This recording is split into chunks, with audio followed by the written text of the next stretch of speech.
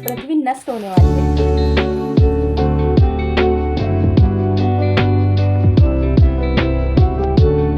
This is me Amisha Yadav, a UPSC aspirant. But ये video UPSC वालों के साथ लेकर ही चलना नहीं है। जितने भी गवर्नमेंट एग्ज़ाम की तैयारी करते हैं एंड थोड़ा सा अपने आप को पुश करना चाहते हैं, ये वीडियो आप लोगों के लिए, तो एंड तक वो ज़रूर करना। तो सबसे पहले तो मॉर्निंग में उठने के बाद सबसे पहले मैं अपना वार्म वाटर पीती हूँ, मेडिटेशन करती हूँ, थोड़ा एक्सरसाइजेस करती हूँ। छोटे मोटे काम होते हैं, अपने बेड को बनाना, अपने टेबल को क्लीन करना, वो सब करती हूँ। ये सब मैं कैमरे में नहीं रिकॉर्ड कर पाई क्योंकि जहाँ मुझे 30 मिनट लगती है वहाँ पे मुझे 1 घंटा लग जाता। तो मैं अपने टाइम को बचाती हुई मैंने लिया जल्दी से शावर लिया क्योंकि मुझे अभी अपनी स्टडी करनी थी। तो शावर लेने के बाद अब हम करेंगे अपना स्किन केयर। तो आज मैंने हेयर वॉश किए थे। तो जब तक मैं आगे का रूटीन कर रही हूँ, थोड़ा सा मैं आपको मोटिवेशन लाइन सुनाती हूँ। ईश्वर के हर फैसले पे खुश रहो क्योंकि ईश्वर वो नहीं देता जो आपको अच्छा लगता है, बल्कि ईश्वर वो देता है जो आपके लिए अच्छा होता है। तो जब तक हमारा मॉइस्चराइज़र अब्जॉर्ब हो रहा है, हमने कुछ ये कर लिया और न्यू ड्रेस दिखा दी अपनी। उसके बाद मैंने मिनिमलिस्ट का सीरम लगाया, पॉन्ड्स का मॉइस्चराइज़र एंड एक्वालॉजी की सनस्क्रीन, थोड़ी सी महक जिससे मुझे कॉन्फिडेंस आता है। अब करेंगे हम अपना फर्स्ट स्टडी स्लॉट। अब ये बोलेंगे इतना सब करके स्टडी कौन करता है? मैं करती हूँ, अमीशा यादव। सो अब सबसे पहले फर्स्ट स्टडी स्लॉट में हम करेंगे एम लक्ष्मीकांत पॉलिटिकल का रिवीजन। वैसे तो मैंने पढ़ा हुआ है बट अभी मुझे इसका रिवीजन नहीं करना। तो अभी तो मेरा यही चल रहा है, रिवीजन टेस्ट। और रिवीजन में ज़्यादा टाइम नहीं लगता, तो सब्जेक्ट मेरे चेंज होते रहते हैं, ठीक है। लेकिन हाँ, स्टार्टिंग में जब हम स्टार्ट करते हैं तो बहुत टाइम लग जाता है। प्रॉपर एक रिवीजन तो वही होता है जो 2 से 3 घंटे में आपकी एक बुक कंप्लीट कर दे। एंड आप लोगों का क्या चल रहा है मुझे ज़रूर बताना, कौन सा सब्जेक्ट अभी आप पढ़ रहे हो और अभी आप एग्ज़ाम कौन से ईयर में देने वाले हो, ये भी ज़रूर बताना। सो अभी हम करने वाले हैं अपना एम लक्ष्मीकांत। पर देखो, अगर आप लोग 2027 में यूपीएससी का एग्जाम देने की सोच रहे हो तो आप लोगों के लिए ना मेरे पास एक ग्रेट ऑफर है। डब्ल्यू ओनली आईएएस ने 2027 वाले यूपीएससी एस्पिरेंट के एग्जाम को आसान बनाने के लिए अपना संकल्प फाउंडेशन बैच लॉन्च किया है, जो हिंदी और इंग्लिश में पैनेकल फाउंडेशन बैच जो इंग्लिश में, ये आपको सिर्फ 13,499 में मिलने वाला है। बट कुछ स्टूडेंट है जिनका टारगेट 2026 है, तो आपके लिए है प्रहार बैच जो हिंदी और इंग्लिश में, 10 फाउंडेशन बैच जो इंग्लिश वालों के लिए है, और ये सिर्फ आपको पढ़ने वाला है 10,999 में। कुछ स्टूडेंट्स बोलते रहते हैं कि दीदी हम तो कॉलेज में अभी फर्स्ट ईयर में ही हैं, तो कैसे हम अपनी प्रिपरेशन को स्टार्ट करें। उसके लिए भी आपके यूथ ईयर को प्रोडक्टिव बनाने के लिए डब्ल्यू ओनली आईएएस ने प्रारंभ बैच लॉन्च किया है, जो कि एक 3 ईयर का प्रोग्राम है जो आपके यूपीएससी के A to Z प्रिपरेशन के साथ फर्स्ट 2 ईयर में भी हार्ड और सॉफ्ट स्किल की क्लासेस के थ्रू आपको साइमल्टेनियसली इंडस्ट्री स्किल्स का भी कवरेज देता है। इसमें आपको मिलेगी एनसीईआरटी, जीएस, सीसेट, इन सभी की बेसिक टू एडवांस क्लासेस, और प्रैक्टिस के लिए आपको प्रॉपर प्रीलिम्स एंड मेंस के टेस्ट भी लगवाए जाएंगे। अब आप लोगों में से कुछ है जो अपने ऑप्शनल को भी कवर करना चाहते हैं, तो हिंदी मीडियम वालों के लिए कुछ ये ऑप्शनल सब्जेक्ट्स है जो अवेलेबल है, और इंग्लिश मीडियम वालों के लिए कुछ ये ऑप्शनल सब्जेक्ट्स हैं जो अवेलेबल हैं, जो आपको पढ़ने वाले हैं सिर्फ 9,999 में। इसमें आपको लाइव क्लासेस मिलने वाली है और आप अपने ऑप्शनल पेपर को कर सकते हैं। तो कुछ लोग हैं जो 2025 में प्रीलिम्स देने की सोच रहे हैं, तो आप लोगों के लिए है all India open prelims mock test 2, जिसमें यूपीएससी के पैटर्न और टाइमिंग के अकॉर्डिंग ही जीएस टेस्ट होगा 9:30 से 11:30 AM एंड सीसेट का टेस्ट होगा 2:30 से 4:30 PM है। हमारा 30 मार्च को होने वाला है। ये इंग्लिश और हिंदी मीडियम दोनों एस्पिरेंट के लिए है, लेकिन ये ऑनलाइन मोड ही है, तो ये ऑफलाइन मोड नहीं है। तो रजिस्ट्रेशन करने के लिए लिंक आपको डिस्क्रिप्शन में दिया है, वहाँ से जाके अपना रजिस्ट्रेशन करें एंड बाकी डिटेल्स के लिए आप नीचे लिंक्स पर विजिट कर सकते हैं। अगर आप इनमें से कोई भी बैच परचेज करना चाहते हैं तो कर सकते हैं। अगर आप मेरे कूपन कोड का यूज़ करते हैं तो आपको मिलेगा एक्स्ट्रा डिस्काउंट। एंड रजिस्ट्रेशन जरूर करना, मैं भी करने वाली हूँ। के लिए go for checkout my description. So अब मैं आपको कुछ बताती हूँ, किसी ने कॉमेंट किया था। सो ये एक कमेंट है कि दीदी का पढ़ने का मन तो करता है लेकिन कह रहे हैं कि पृथ्वी नष्ट होने वाली है, तो मन नहीं कर रहा कि पढ़े या ना पढ़े, कुछ ऐसा है। तो मुझे समझ नहीं आ रहा मैं इस पर हंसूँ या क्या करूँ। तो देखो, सबसे पहले तो मैं आप लोगों को बता दूँ, हाँ देखो, ये इस पे टॉपिक बनाने का यही है कि करंट अफेयर में है तो शायद ये इंपॉर्टेंट है, ठीक है। इसीलिए तो बोलती हूँ करंट अफेयर पढ़ा करो थोड़ा सा, तो आपको पता चल जाएगा सर ने इन सबको रोकने के लिए क्या क्या तरीके अपनाए हुए हैं, है ना। तो सबसे पहले तो देखो, इसको ध्यान से सुनना, थोड़ी बहुत आपको नॉलेज भी मिलेगी। तो ये मैंने अपने नोट्स में भी क्रिएट कर रखा क्योंकि करंट अफेयर में आया था। तो देखो, सबसे पहले तो जो आप मुझे पता, आप कौन सा बता रहे हो, अब तो ये है बताया जा रहा है कि एस्ट्रोनॉइड 2014 TN70 ये एक नाम का नियर अर्थ ऑब्जेक्ट्स है। तो मतलब मतलब ये क्या होता है, नियर अर्थ ऑब्जेक्ट्स क्या होते हैं, जो हमारी पृथ्वी है ना उसके आसपास घूमते रहते हैं। तो जो मतलब ये ऐसे होते हैं कि हैं या तो ये कुछ साल में या कभी ये ऐसे होता है कि या तो हमारी पृथ्वी के पास से गुजरने वाले होते हैं, या जस्ट मतलब ये कुछ ऐसा होता है, या कहा जाता है कि हमारी पृथ्वी के ऊपर भी गिर सकते हैं, ऐसा कुछ कहा जाता है। तो ये देखो, अभी देखो ये वीडियो शायद मैं 26 मार्च को बना रही हूँ, और ये वैज्ञानिकों का यही दावा है कि 26 मार्च को ये पृथ्वी के जस्ट पास से गुजरेगा। तो संभावना है कि वो टकरा सकता है, लेकिन तो अब मुझे पता है ये 72 मार्च को जाएगा, तो हुआ है कुछ नहीं हुआ ना, 76 मार्च को ये हमें दर्शाएगा, लेकिन अभी तो हम तो जिंदा हैं। और देखो इन चीज़ों को क्या बोलते हैं, जो पास में जो हमारे पृथ्वी के आसपास घूमते रहते हैं, नियर अर्थ ऑब्जेक्ट्स बोलते हैं, ठीक है। हाँ, तो देखो ये जो हमारे पृथ्वी के आसपास रहते हैं इनको क्षुद्र ग्रह बोलते हैं, इतना तो आपको पता है। ये दो प्रकार के होते हैं, मैंने आपको बताया, एक तो होता है नियर अर्थ ऑब्जेक्ट्स एंड दूसरा होता है PHA, जिसको हम फुल फॉर्म में बोला जाए तो फुल फॉर्म बता रही हूँ, यहाँ पे मैं लिख भी दूंगी, पोटेंशियल हैजर्ड्स एस्ट्रॉइड, ठीक है, इनको ये बोलते हैं। ये एक वो नॉर्मल होते हैं जो फर्स्ट वाला मैंने आपको बताया, और जो मैंने आपको PHA बताया, ये सबसे घातक होते हैं, ठीक है, जिनकी संभावना ज़्यादा होती है पृथ्वी से टकराने के लिए। जो आपका क्वेश्चंस का भी आंसर दूंगी, बट एक बार ये नॉलेज भी जरूरी है, क्योंकि मैंने करंट अफेयर में मैंने लिखा था, मैंने नोट्स लिखा था, मेरा भी रीजन हो जाएगा और आपको भी थोड़ा पता चल जाएगा। ओके, बिकॉज ये जो PHA होते हैं ना सबसे घातक होते हैं। ये मतलब ऐसा होता है ना कि अगर ये बहुत घातक होते हैं, क्योंकि अगर ये पृथ्वी से टकरा जाए तो बहुत बड़ा एक मतलब कि हमारा नुकसान हो सकता है। एक तो ये क्या होता है ना, जैसे कि ये होते हैं 7.5 मिलियन के किलोमीटर के अर्थ में आते हैं, मतलब हमारी पृथ्वी से। और ये अपोलो ग्रुप, ये भी याद रखना कि अपोलो ग्रुप से बिलोंग करते हैं, ये जो मैंने बताया आप लोगों को क्या बोलते हैं इसको, एस्ट्रॉइड, जो अभी मैंने बताया ये। तो ऐसा ना कि जैसे कि अब जब इनका पता चलता है ना कि जब ये हमारी पृथ्वी के पास से गुजरेगा, जितना ही पास आता है, तो हमारी जो भी है ना दुनिया भर की एजेंसी है, अपनी स्पेस एजेंसियाँ, वो एक्टिव हो जाती है, क्योंकि उनको ट्रैक करती है कि ये कैसे क्या करेगा, क्योंकि उनको नेक्स्ट भी करना होता है। मतलब नासा ने इतनी स्पेस एजेंसियाँ खोली हुई है, मतलब सॉरी इतने तरीके बनाए हुए हैं स्पेस एजेंसियों ने, कि हम पूरा 99% ये कोशिश की जाए कि ये हमारी पृथ्वी से दूर ही रहे और वो पृथ्वी पे नाटक रहे, ठीक है। तो अभी देखो, सबसे पहले ये मैं प्रीलिम्स का क्वेश्चंस बताती हूँ आप लोगों को कि ये कैसे क्वेश्चन बन सकता है। कि सबसे पहले तो ये कि ये इसकी मतलब कि चौड़ाई ये कितना बड़ा है, तो ये 540 फीट है। अब 540 फीट जिसको समझ नहीं आ रहा, तो कहा जाता है कि जो हमारा ताजमहल है उससे बहुत दुगना है, उससे दुगना है, हमारे ताजमहल से दुगना है। तो ऐसे करके ना, और इसकी स्पीड है 77,282 किलोमीटर प्रति घंटा की स्पीड से ये आ रहा है, ठीक है। तो अब देखो, सबसे मेन बात ये कि 26 मार्च को ही मैं बना रही हूँ, तो ये बताया जा रहा है कि मार्च 26, 2025 को शाम को 5:04 PM पे ये पृथ्वी के सबसे नज़दीक आएगा। तो ऑब्वियसली मुझे पता है 72 मार्च को ये वीडियो गया है, तो अभी तक आया भी है, कुछ हुआ है नहीं हुआ ना। ओके, अब दूसरी बात करते हैं कि हाँ, जब ये मैंने पढ़ा था उस टाइम पे इसका डिस्टेंस 5 मिलियन किलोमीटर था, ठीक है, और अभी तो 26 मार्च हो चुका है, ठीक है।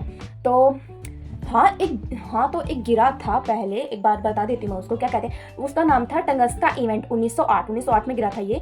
तो ये जिसको 2014 TN17 बोला जाता था, 17 बोला जाता है, नहीं बोला जाता है।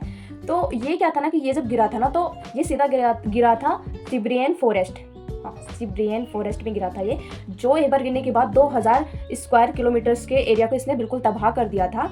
और तो कहा जाता है कि 100 सालों तक यहाँ पे कोई पेड़ नहीं होगा था, और जिसमें सबसे बड़ा एग्जांपल था कि डायनासोर्स यहाँ पे लुप्त हो चुके थे, खत्म हो गए थे।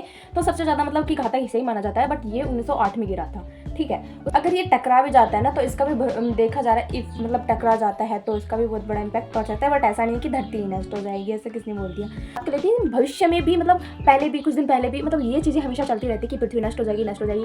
कितने सारे जो मतलब कि उनका पिंड्स है, इनको चट्टाने बोलते हैं, ये आए थे, संभावना हुई थी, लेकिन टकराई नहीं, टकराई ना। हाँ, ये हुआ था 1908 में हुआ था, उसके बाद से अभी तक नहीं टकराई है। तो उसके बाद जैसे कि नासा ने क्या क्या, मतलब ऐसा है कि अगर भविष्य में कोई टकरा जाए तो नासा ने हमारे पास क्या तरीके अपनाए हुए हैं जिससे हम उसकी दिशा को मोड़ सकें, या उसको ट्रैक कर सकें, या जो उसका इफेक्ट पड़ता है तो उसको रिकवर कर सकें, मतलब वो सब। तो नासा ने क्या किया, तो एक ऐसा है, नासा ने जो अपना लॉन्च कर रखा, तरीका जो है CNEOS, तो इसको बोलते हैं नियर अर्थ ऑब्जेक्ट स्टडीज़। तो इसमें क्या होता है कि नासा क्या करता है ना, अपने टेलीस्कोप एंड राइडर सिस्टम्स का उपयोग करते हैं, जिससे या तो उसको ट्रैक किया जा सके, उसकी दिशा में कुछ बदलाव लाया जा सके, या अगर वो गिरता है तो उसका जो इम्पैक्ट पड़ता है, जो रिस्क है, उसको एक रिकवर किया जा सके, जो भी उन्होंने अपना यहाँ पे मेंशन किया। तो एक बार मतलब ये चीज़ें याद करने लायक है, रखने लायक है, क्योंकि शायद प्रीलिम्स या मेंस में ये पूछी जा सकती है। तो CNEOS याद रखना। ओके, तो सेकंड है ग्लोबल कोलब्रेशन। तो देखो, वो मैंने अभी बताया ना, CNEOS, ये तो नासा अकेला जो है इस पे काम कर रहा है, लेकिन यहाँ पे जो मैंने सेकंड बताया है, इसमें काफ़ी देशों की जो कंपनियां वो मिलकर काम कर रही है, जैसे ESA, ये यूरोपियन स्पेस एजेंसी है, यूरोपन की, और यहाँ पे इंडिया का है इसरो एंड जापान का है जाक्सा, जो ये सब मिलकर चट्टान या ये टकराती हैं तो इनको ट्रैक करने का काम करती है, इनको रोकने का काम कर रही है। ओके, सो अब बात कर लेते हैं कि चलो नासा ने बनाया, लेकिन अब जैसे कुछ लोगों को पता होगा कि कुछ एक था जिसको बोलते हैं डार्ट मिशन 2022, ये सक्सेसफुल भी हुआ था, क्योंकि आपको पता है 2022 में भी एक आया था कि कहते थे कि पृथ्वी नष्ट हो जाएगी, कि कोई चट्टान टकराएगी, लेकिन नासा ने सक्सेसफुली यहाँ पे चेंज किया था उसकी दिशा को। कैसे किया था मैं थोड़ा सा आपको बताती हूँ। जैसे कि उन्होंने एक सैटेलाइट है जो लॉन्च सैटेलाइट है जिन्होंने अर्थ में भेजी थी उसको, और जो चट्टान पृथ्वी से टकराने वाली थी वो गई और उससे टकराई और उसकी दिशा को चेंज कर दिया। ठीक है, तो पृथ्वी की ओर ना आके वो दूसरी तरफ ही जाके नष्ट हो गया। ठीक है, उसकी दिशा को चेंज कर दिया।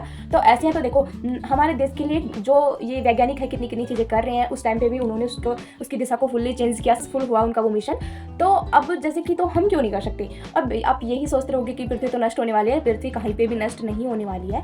अगर कुछ लोग हमारे देश के लिए इतना कर रहे हैं, तो अगर आप भी का पढ़ने का मन कर रहा है तो भाई पढ़ो, और जो आप करना चाहते हो वो करो, क्योंकि अगर हमें भी तो हमारे देश के लिए कुछ करना है, अगर वो हमारे लिए इतना कर रहे हैं तो हम भी उनके लिए कर सकते हैं।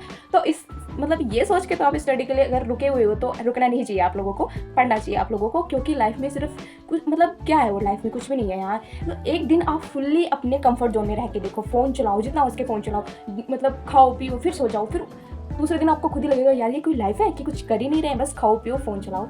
मैं अपने हिसाब से करूँ, मुझे नहीं पता आप कुछ लोग क्या बोलेंगे इसके लिए, लेकिन मेरे को यही लगता है। तो ये चीज़ सोच के तो पढ़ाई पे अगर आप रुके हुए तो ऐसा मत करो, पढ़ो, क्योंकि हाँ मान लीजिए सिलेक्शन नहीं होगा तो लेकिन नॉलेज शिक्षा है ना, वो बोलते हैं शिक्षा वो चीज़ है जो आपको यहाँ से वहाँ तक ले जा सकती है। और वैज्ञानिकों ने भी ये सब चीज़ें सिर्फ शिक्षा से ही की है, उन्होंने अपनी स्टडीज़ की है, तभी तो इतना सब कर रहे हैं, तभी तो इतना सब मतलब कि वैज्ञानिकों ने इतनी खोज की है, इतना सब मतलब कि चट्टान को पृथ्वी से टकराने से रोक रहे हैं, उनकी दिशा चेंज कर देते हैं। मतलब वहाँ पर भी तो हम जैसे ही लोग हैं, अभी कुछ अच्छा ही सोचना चाहिए। तो मुझे पता है 72 मार्च को है ये वीडियो, तो अभी तक कुछ हुआ नहीं है ना, कहाँ टकरा है, तो पढ़ो अब भी है, तो हम भी पढ़ते हैं। तो यहाँ तक वीडियो जिसने देखी ना, प्लीज़ लाइक कर देना एंड प्यार से कमेंट जरूर कर देना, एंड न्यू हो तो सब्सक्राइब कर लेना। तो करते हैं हम अपना पॉलिटिकल।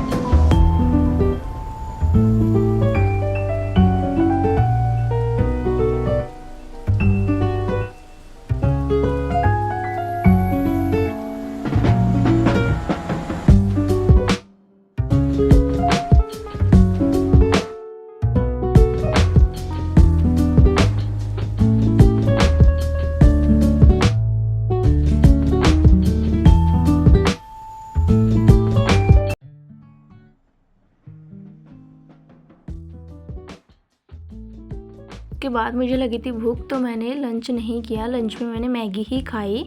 वैसे तो मैं सिंपल मैगी खाती हूँ, बट इस दिन मैंने छोक कर खाया फर्स्ट टाइम, बट ठीक ठाक लगी, मुझे अच्छी लगी। वैसे मुझे सिंपल मैगी ज़्यादा पसंद है।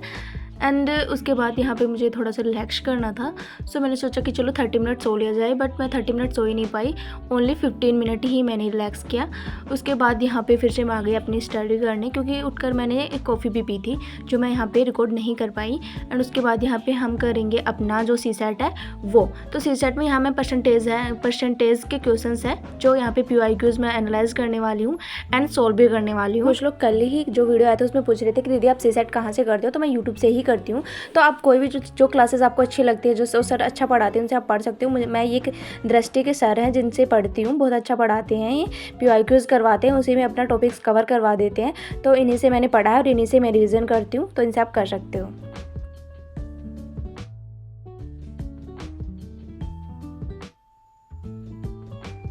उसके बाद 30 मिनट्स मैं बाहर गई, थोड़ा सा घूमी एंड रिलैक्स किया। उसके बाद फिर से मैं अपनी स्टडी टेबल पे आई, जो यहाँ पे मैं करने वाली हूँ अपने नोट्स है उनका रिवीजन। तो देखिए ये मेरे नोट्स है पॉलिटिकल एमलेक्स में काम के, जो इंपॉर्टेंट टॉपिक्स हैं उनके, और ज्योग्राफी के। तो इनको अभी मैं रिवीजन करने वाली हूँ, और ये इतने छोटे हैं, ये प्रीलिम्स के लिए हैं कि ये मेरे 2 घंटे में अच्छे से रिवीजन हो जाता है इनका। और अभी तो सिर्फ मेरा वही चल रहा है कि जो मैंने पढ़ा है ना, मैं उसका रिवीजन करती हूँ। न्यू चीज़ें मैं कुछ भी नहीं पढ़ रही हूँ, क्योंकि अगर मैं न्यू के चक्कर में पढ़ी तो मेरे जो पुराने वाला है वो भी शायद मैं भूल जाऊँगी। इसलिए अभी जो मैंने पढ़ रखा है मैं उन्हीं का ही रिवीजन करूँगी, ठीक है। तो चलो करते हैं अपने नोट्स रिवीजन।